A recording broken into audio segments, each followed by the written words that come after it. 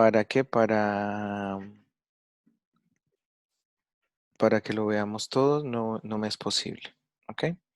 Entonces, como lo habíamos conversado en la clase anterior, vamos hoy a hablar de hemorragias de la segunda mitad de la gestación.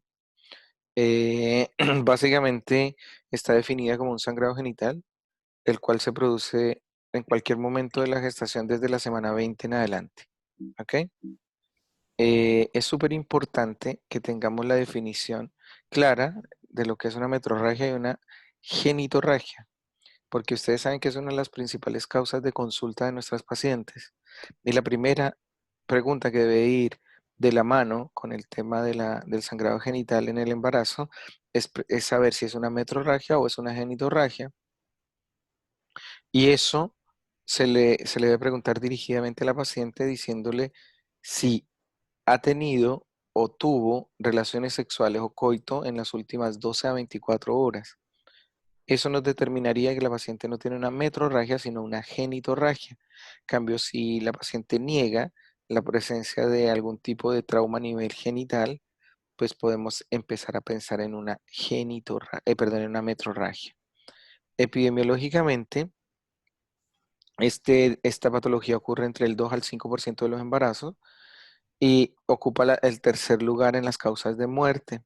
Si ustedes ven, nosotros ya habíamos hablado de la primera mitad y ahora vamos a ver la segunda mitad, y dentro de esas, ustedes se habían dado cuenta que nosotros habíamos conversado sobre aborto, embarazo tubario, enfermedad trofoblástica gestacional o mola, y otro tipo de sangrados durante el primer trimestre que pueden ser disfuncionales. En la segunda mitad ya tenemos que ir a pensar en estructuras directas del embarazo, como son la placenta y obviamente la estructura uterina. Entonces, dentro de las alteraciones a nivel de la placenta, podemos encontrarnos con alteraciones en la implantación o en las características de la placenta. Y con respecto a la cavidad uterina, tenemos que ver las soluciones de continuidad del útero. Si nosotros vamos a pensar en causas de genitorragia, debemos pensar directamente en problemas cervicales, dentro de los cuales los más importantes son las cervicitis, las erosiones cervicales, los pólipos endocervicales, infecciones de cualquier tipo, laceraciones y varices cervicales o vaginales. Recuerden que es muy frecuente que las mujeres confundan la hematuria con genitorragia, eso también es importante tenerlo claro. Y hay otras mujeres que confunden la rectorragia con la genitorragia. Entonces, básicamente, con la inspección visual uno puede darse cuenta cuáles son las características del sangrado y de esa manera determinar si ese sangrado está generando o va a generar algún tipo de inestabilidad, ya sea de la unidad fetoplacentaria o de la madre. Los diagnósticos diferenciales que nosotros debemos hacer frente a una genitorragia claramente son los de las metrorragias, dentro de los cuales está el desprendimiento prematuro de placenta normoinserta que se presenta en un 1 a 2%. También podemos ver placenta previa oclusiva en un 0,3 a un 0,6%, la rotura uterina, la rotura de basa previa, el desprendimiento del tapón mucoso hemorrágico, una rotura prematura de membranas. Doctor, Dígame, dígame, doctora. una consulta, Sí, ¿la basa previa es lo mismo que la inserción del cordón velamentoso o es son cosas parecido, sí, son distintas? parecidas. Son similares, Mm. doctora. Ah, ya, gracias. Dentro de las causas ginecológicas, para nosotros determinar y explorar de forma adecuada a esta paciente, debemos hacer primero una inspección visual. Y ojo con la especuloscopía, porque si tenemos una paciente que tiene una placenta previa oclusiva total, con las valvas de nuestro espéculo podemos lastimar esa placenta y generar un sangrado. Entonces, lo ideal ahora, afortunadamente en todas partes se cuenta con un ecógrafo, es primero hacer una inspección visual y de acuerdo a las características del sangrado, hacernos una idea si es un sangrado placentario, si es un sangrado uterino y de acuerdo a eso, pues es preferible observar las características de esa placenta por vía ecográfica. Cuando nosotros lo hacemos por vía directa, corremos el riesgo de lastimar con las valvas del espéculo, ¿ok? Y bueno, obviamente, como les decía hace un rato, descartar las vías extraginecológicas, como son la vía urinaria y la vía gastrointestinal. Habitualmente las mujeres que presentan un sangrado escaso posteriormente al coito, y eso se debe a que ustedes saben que la zona de transición se ve expuesta por el aumento de la presión intrauterina. Entonces, el trauma que genera el pene frente a estas células puede hacer que se presenten algún tipo de sangrados.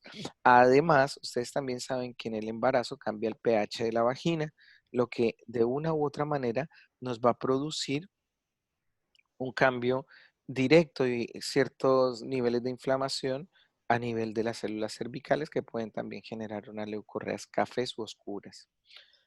Cuando nosotros estamos evaluando de manera inicial a nuestra paciente, debemos primero saber cuál es su estado general, debemos recalcular y tener clara cuál es la edad gestacional, no debemos realizar un tacto genital hasta que no se descarte una placenta previa, debemos completar una anamnesis con teniendo en cuenta todos los detalles y antecedentes de nuestras pacientes, si ha tenido cirugías previas, cesáreas anteriores, desde cuándo empezó el sangrado, qué características hay del sangrado, si tiene o no tiene exámenes de ultrasonografía previos y finalmente evaluar el control de signos vitales y los latidos cardiofetales para determinar si hay compromiso o hay indemnidad de la unidad fetoplacentaria. Seguidamente se hacen pruebas hematológicas cruzadas, grupo RH y pruebas de coagulación. ¿Ok? Entonces, en este gráfico lo que yo quería básicamente era hacerles un organigrama para que ustedes tuvieran una idea global de cómo enfocar a una paciente con una genitorragia. Si la paciente tiene un examen clínico normal, pues hay que mirar si tiene algún problema a nivel urinario, se le solicita un estudio completo de sedimento urinario, se le debe hacer un tacto rectal para determinar si hay hemorroides internas sangrantes o si hay algún tipo de lesión que nos pueda estar generando sangrado. Si lo anterior es normal, simplemente se indica un manejo ambulatorio y alta a su domicilio. En cambio, si en el examen físico encontramos algún signo de metrorragia, automáticamente vamos a que la paciente se realice una ecografía. La ecografía nos da ciertas cosas importantes. Nos va a dar la posibilidad de hacer una cervicometría, es decir, ver la longitud cervical, si existe o no aproximación de la placenta al orificio cervical interno. También nos va a determinar cuál es la posición de esa placenta y por el lado también nos sirve para ver la indemnidad del feto.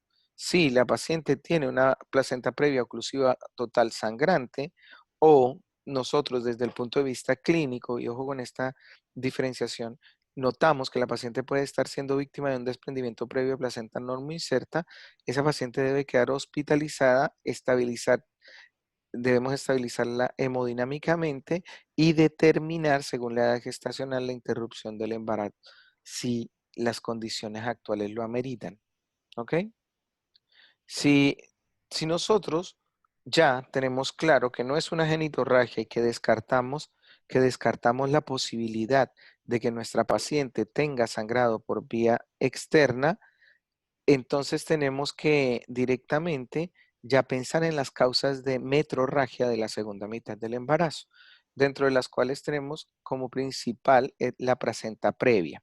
La placenta previa cumple un papel indicativo, pues es aquella que se implanta y se desarrolla en el segmento inferior del útero y que puede ocluir de forma parcial o total el orificio cervical interno. Como ustedes lo pueden ver, si nosotros tenemos la parte del orificio cervical interno cubierta por placenta, pues para nadie es un secreto que esa guagua no va a poder tener un parto normal. Este tipo de placentación se presenta en un 0.5% del total de los partos, afortunadamente, pero se ha ido viendo un aumento directo dado la cantidad de increciendo de procedimientos de interrupción del embarazo por vía alta. Está presente aproximadamente en el 20% de las metrorragias del tercer trimestre y su prevalencia real se desconoce porque claramente no se reportan estos casos de forma estrecha. Se asocia mayor a prevalencia de malformaciones congénitas y distocias de la presentación. ¿Por qué el segmento inferior no es adecuado para la inserción de la placenta? Bueno, ustedes saben que anatómicamente en el segmento inferior encontramos un endometrio que es mucho más delgado y por tanto esa decidua también va a ser mucho más delgada. Entonces el trofoblasto puede invadir y puede generarnos una inserción velamentosa del cordón. Además, al haber menor tejido muscular y más colágeno, la hemostasia es mucho más deficiente, las membranas pueden hacerse más gruesas y poco elásticas y puede haber mayor probabilidad de que haya una rotura prematura de membranas y en estricto rigor se vería como si fuese un tumor previo, según esta ubicación. Existen ciertos factores de riesgo, dentro de los cuales podemos dividirlos en alteraciones endometriales o miometriales y aumento de la masa placentaria. Primero, por ejemplo, un antecedente de parto prematuro, una cesárea previa, antecedentes de legrados uterinos vigorosos, multiparidad, edades mayores de 35 años, un periodo intergenésico corto, antecedente de endomiometritis y miomas. Y también podemos hablar de aumento de la masa placentaria, por ejemplo, en los embarazos múltiples, en la eritoblastosis, pacientes tabáquicas, pacientes con resistencia a la insulina o pacientes que tienen consumo activo de cocaína. ¿Ok? Para poder clasificar a la placenta previa tenemos básicamente estas tres posibilidades. Una placenta marginal, que es la que se encuentra adyacente al OSI. Ahí en el dibujito, no sé, en la plataforma se va a ver un poco mejor. ¿Ya? Una placenta central oclusiva parcial o total y básicamente una placenta lateral o de inserción baja, que se encuentra más o menos a 2 centímetros del orificio cervical interno. Denme un segundo, chiquillos, que me están.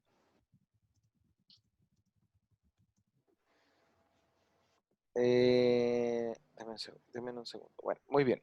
Entonces, esto es súper importante, muchachos, y quiero que esto se lo graben en la cabeza, porque nosotros en la práctica clínica tenemos pacientes que ingresan con el diagnóstico de placenta previa a las 12 semanas, a las 16 semanas. Recuerden ustedes que la primera migración trofoblástica termina a las 14 semanas y la segunda termina entre las 22 y 24. Recién para hacer un diagnóstico de placenta previa, nosotros tenemos que esperar a que pase la semana 28. Entonces no caigan en ese juego porque las pacientes se ven bastante comprometidas, se ven bastante angustiadas cuando les dicen un diagnóstico de este tipo porque creen que corre peligro la salud o la indemnidad del feto. Entonces debemos saber claramente que una placenta previa no se puede diagnosticar de forma definitiva sino después de las 28 semanas. Ahora bien, uno puede hacer una proyección según la implantación trofoblástica. ¿Ya? Si nosotros en el primer trimestre tenemos un trofoblasto que sobrepasa el orificio cervical interno entre 2,5 y 3 centímetros, la evidencia dice que a la semana 28 esa placenta por lo menos se va a encontrar ocluyendo el 50% del orificio cervical interno. ¿Ok? Entonces aquí se ven mucho mejor los gráficos, lo que es una placenta No, previa. ¿Perdón? ya. Daniel, cierra tu micrófono, por favor. Entonces, la placenta previa oclusiva, que claramente se ve obstruyendo el 100% del orificio cervical interno. La placenta previa marginal es cuando el borde llega hasta el margen del orificio cervical interno, pero no lo cubre. Se debe realizar con una eco transvaginal y esta se encuentra menor a 2 centímetros del orificio cervical interno. Y la placenta previa implantación baja, que no alcanza el orificio cervical interno y que se encuentra entre 2 a 3,5 centímetros del orificio cervical interno. ¿Ok? Entonces, también de acuerdo a eso, ustedes deben pensar que esta placenta también puede invadir el músculo miometrial si es que se ha implantado de forma anómala. Y es por eso que nosotros hablamos de las alteraciones en la implantación placentaria. Dentro de lo que ustedes habrán revisado, encontramos el acretismo, el incretismo y el percretismo. ¿Ya? Para eso hay ciertos factores de riesgo que son importantes, como son la cesárea previa, pacientes grandes, múltiples y mayores de 35 años, embarazos múltiples, tabáquicas, hipertensas y con algún tipo de malformación. ¿Ya? Estas pacientes pueden llegar a tener alteraciones en la implantación y ahí nos encontraríamos con los diferentes grados de penetración o de infiltración de la placenta. La placenta creta es aquella que está fija y sobrepasa la decidua, fijándose en la pared miometrial y no es posible generar un alumbramiento activo con tracción directa de la placenta. La placenta increta es aquella en las que las vellosidades invaden el miometrio y el útero básicamente se va a ver como con manchas negras infiltradas con sangre y está descrito como lo que nosotros conocemos como un útero de Cuvalier. En la placenta percreta es aquella que las vellosidades coriales traspasan la pared del miometrio e invaden tejidos aledaños, o sea, traspasan tanto el miometrio como la serosa y van invadiendo otras estructuras aledañas como la vejiga, el intestino, etcétera, etcétera. Esto es una real urgencia, porque ustedes se podrán imaginar que estas pacientes se van a ver directamente reflejadas como con una histerectomía obstétrica postparto. ¿Ok? Entonces, ¿cómo hacemos el diagnóstico de una placenta previa oclusiva? Básicamente, cuando la paciente ingresa, podemos evidenciar que el sangrado es un sangrado fresco, como el de una herida reciente. No hay sugerencia del dolor. Las pacientes hablan de que estaban sentadas, estaban acostadas, tuvieron relaciones o simplemente fueron a la ducha y se encontraron con que estaban sangrando igual o más que una regla. Es espontáneo y sorpresivo, es externo y pueden acompañarse o no de una leucorrea café oscura recidivante. ¿Qué es lo que debemos hacer nosotros con estas pacientes? Básicamente, con mucho cuidado, inspeccionar el volumen del sangrado sin hacer tacto vaginal y realizar inmediatamente una ecografía transvaginal. ¿Cómo es el manejo? Básicamente, una paciente con metrorragia se debe hospitalizar, sea asintomática o no. Si el volumen es escaso, se hospitaliza para monitorizar su hemodinamia, es decir, para ver cómo está el hemograma y si el sangrado cede. Si después de las primeras 24 o 48 horas la paciente no se encuentra con un sangrado activo, se puede dar de alta con reposo y abstinencia sexual. Si el sangrado es leve y tiene menos de 36 semanas de edad gestacional, buscamos la posibilidad de llegar al término. Si el sangrado es moderado y tiene más de 36 semanas, indiscutiblemente deberíamos pensar en la interrupción de ese embarazo, al igual que si el sangrado es severo. Hasta ahí, en placenta previa oclusiva, ¿hay alguna duda o alguna pregunta, niños? Doctor, Dígame. en los factores de riesgo que tenía, hay una parte que dice malformaciones. ¿Se refiere a malformaciones del feto o una malformación uterina de la mamá? Uterinas, corazón. Malformaciones del feto no tienen ninguna relación con la placenta. Uterinas. Ya Ya, sea un útero gracias. Vidal, Vicor, tabicado o un síndrome de Ackermann. Ya, gracias. ¿Ok? ¿Alguien más? Doctor, en la diapositiva anterior Sí. habla de cuantía. ¿Qué es leve, moderado y severo? Mire, ¿Cómo puedo? doctora, habitualmente nosotros desde el punto de vista práctico, lo hacemos mirando las toallas que ocupa la señora. Si la señora ha ocupado una toalla higiénica corriente y no ha sido sobrepasada, y nosotros con el apósito estéril que le colocamos en el periné, vemos que el sangrado nos supera y nos llena ese apósito, lo consideramos leve. Si es más de 2 apósitos, es moderado, y si la paciente tiene ya un sangrado franco, una metrorragia severa, pues ya definitivamente vamos a la interrupción inmediata. Ya, ¿Ok? gracias. Ok, Fran. ¿Alguien más, chicos? Bien. Ahora vamos a hablar del desprendimiento prematuro de placenta normoinserta. Este diagnóstico, muchachos, ojo, porque en esto caen todos en la trampa. El desprendimiento prematuro de placenta normoinserta su diagnóstico se realiza de manera clínica, ¿ok? Clínica. No existe una ecografía fidedigna para hacer el diagnóstico de desprendimiento prematuro de placenta normoinserta. Por favor, ¿ok? Si ustedes ven, y nos vamos a dar ahora cuenta de las características de este cuadro clínico, deben hacer el diagnóstico de manera clínica por sospecha. Básicamente se define como la separación accidental de la placenta de su zona de inserción normal después de las 20 semanas y antes del alumbramiento. Este cuadro básicamente nos da una separación parcial o total de la placenta antes de que el feto sea expulsado y habitualmente es una de las causas más frecuentes de metrorragia del segundo trimestre. Ocupa entre el 1 y el 2% y el 50% se presenta en fetos menores a 36 semanas.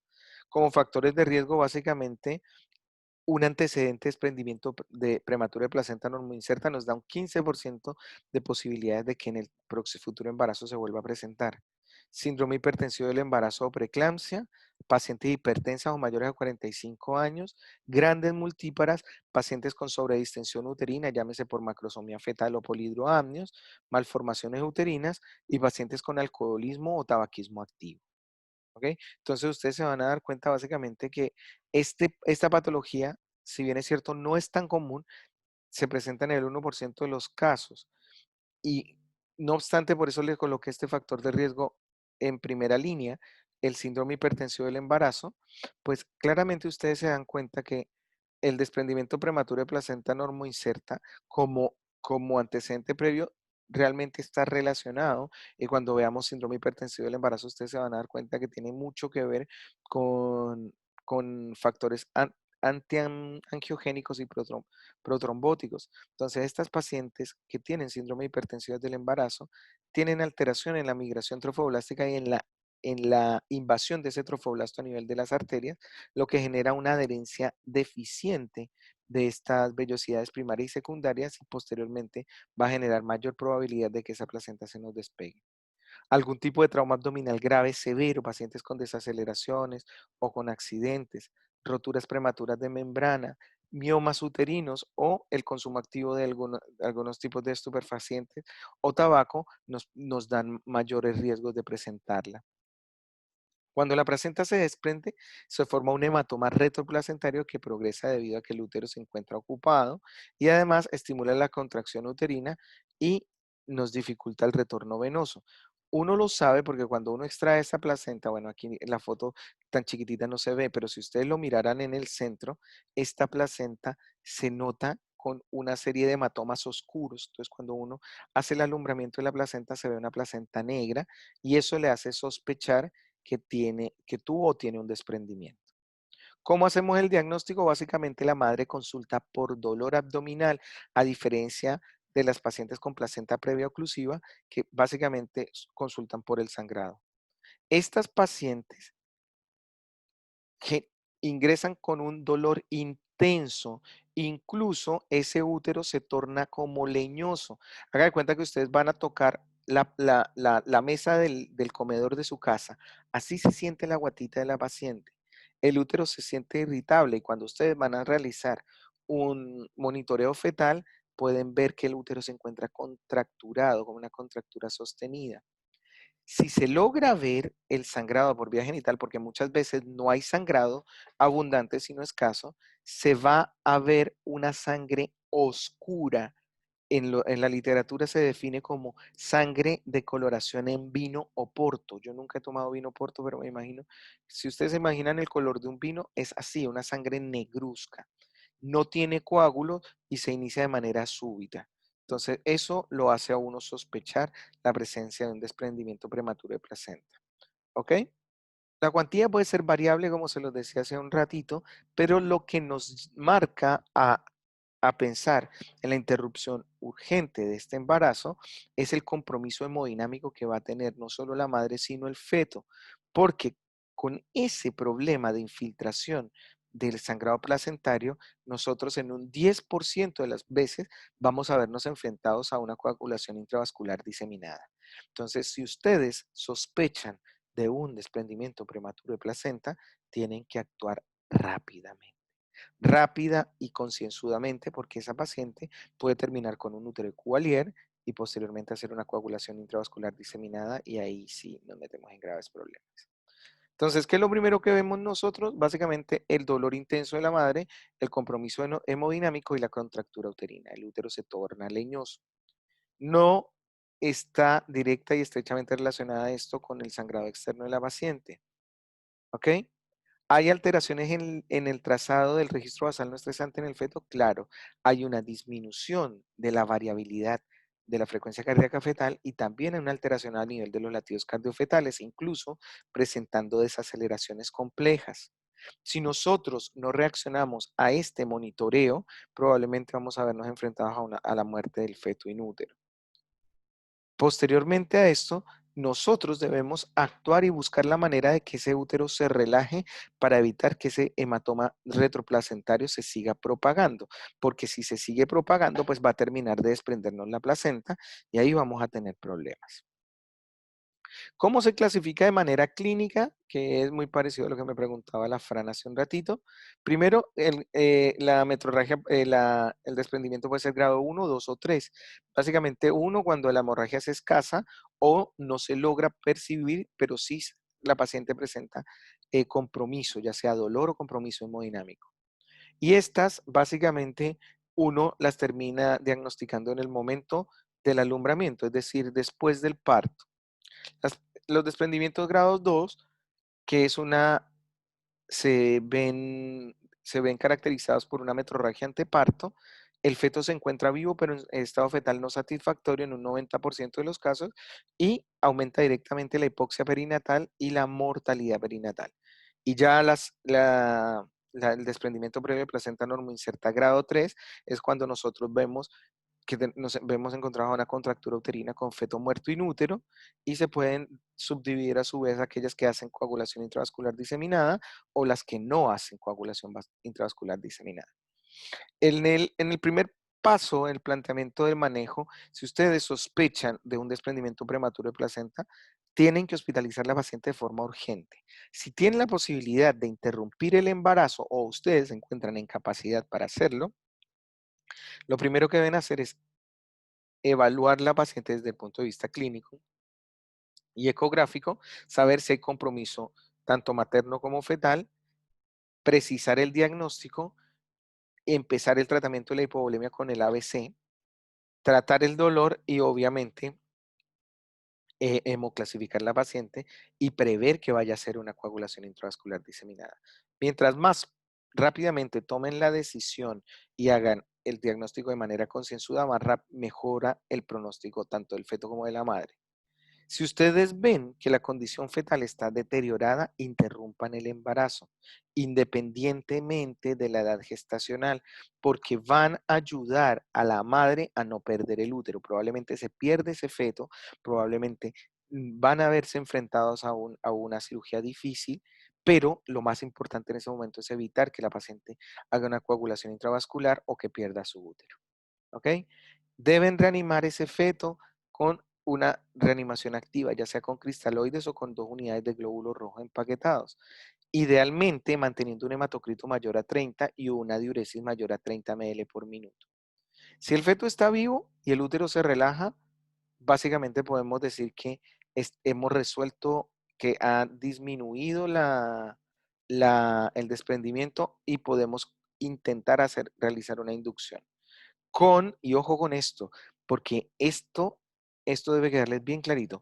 Solo intentarlo, si la paciente vuelve a presentar contractura o desaceleración, interrupción por vía alta. Si la paciente tiene menos de 36 semanas, se debe realizar una reanimación fetal intrauterina, es decir, colocando medicamentos tocolíticos para madurar el pulmón y después interrumpir el embarazo.